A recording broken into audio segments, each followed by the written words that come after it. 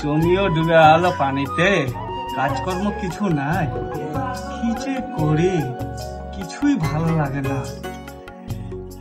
কি করব বলো তো? কি আর করবে, কিছু তো করার নেই, এই করো টুকটাক।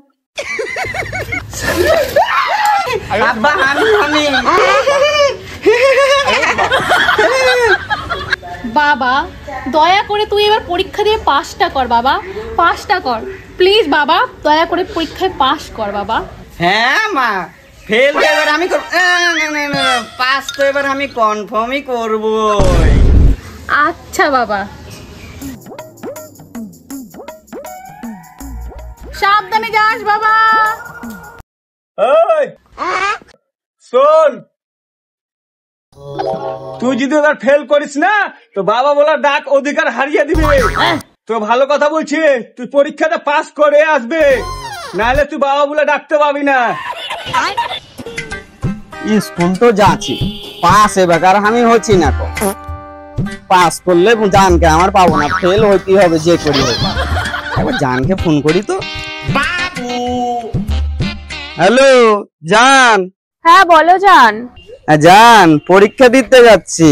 তুমি পরীক্ষা দাও বা না দাও, তোমাকে ফেল করতেই হবে আমার জন্য।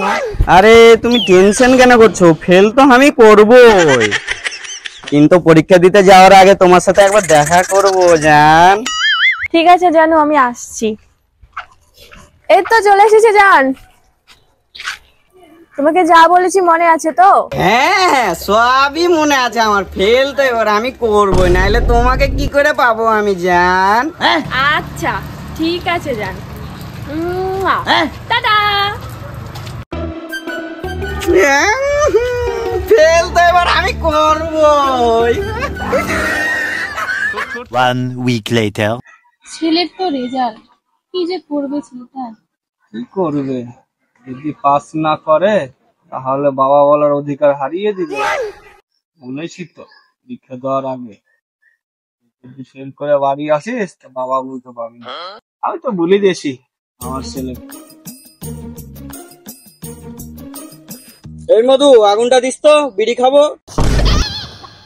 এই তুই কাকে কি বলছিস, এটা তোর বাবা। হ্যাঁ, উনি তো বললো যে ফেল করলে বাবা ডাকার অধিকার ছেড়ে দিবি।